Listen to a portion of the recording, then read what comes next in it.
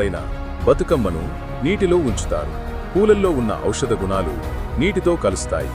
ఇది గ్రామాల సరస్సులు, బావులలోని నీటిని పరిశుభ్రంగా ఉంచుతుంది. పల్లె ప్రజలకు తాగునీరు, ఉపయోగించే నీరు ఆరోగ్యకరంగా మారుతుంది. ఇది పర్యావరణాన్ని శుభ్రంగా ఉంచే సహజమైన పద్ధతి.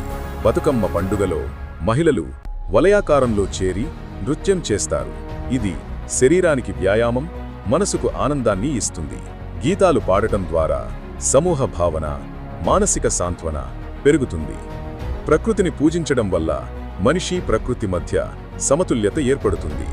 ఇది ఆరోగ్యం, పర్యావరణ పరిరక్షణ రెండింటినీ సమన్వయం చేసే పండుగ. బతుకమ్మ పండుగ సమయంలో పువ్వుల సువాసన గాలి ద్వారా వ్యాపిస్తుంది. ఈ సువాసన మనస్సుకు ప్రశాంతతను, మానసిక ఆరోగ్యాన్ని ఇస్తుంది. పువ్వులలో ఉండే సహజ తైలాలు శ్వాసకోశ సమస్యలను తగ్గిస్తాయి. వర్షాకాలం